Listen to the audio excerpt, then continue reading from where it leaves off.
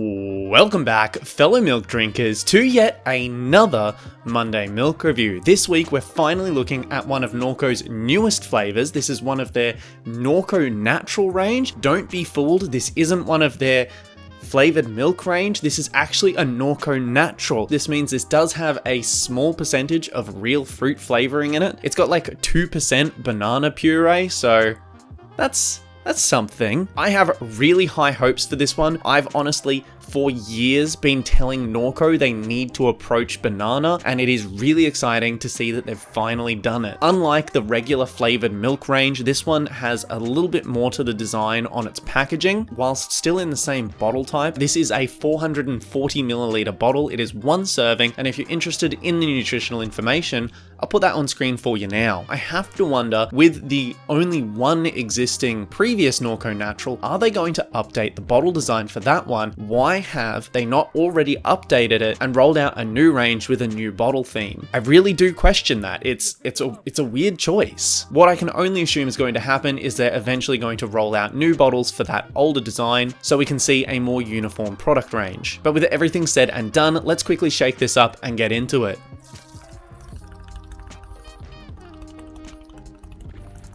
Now, of course, we do need to be a little bit careful. The bottles are quite soft, so we don't want to grip them too tightly. Opening that up now, let's pour it into the glass straight away and go for that smell test. The honey is quite strong. I can definitely smell the honey behind, well, kind of parallel to the banana. Whilst you would usually think that the honey is going to be a sweetener, which complements the flavor, I really feel like it's a bit of a 50-50 ratio here, just from the smell alone.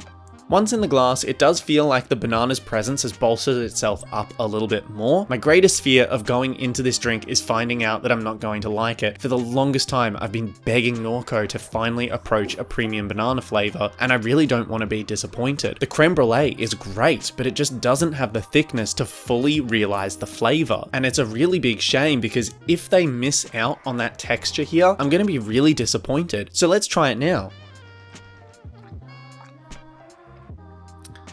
Yeah, I knew what to expect. I knew looking at the bottle it was going to fall short of my expectations. I knew that, but I'm still disappointed. I expected so much greater for Norco. Whilst this is incredibly good, the texture, it's just lacking, man. Why do they do this? For the longest time, I've been saying they need to have it in the real iced range. It's quite literally the best range of milks on the market. There's no one who really compares to them. Whilst they've finally done what I wanted and had a banana flavor, they've put it in the range which I've argued the most about not needing to exist, which is specifically the product range, not just all of them.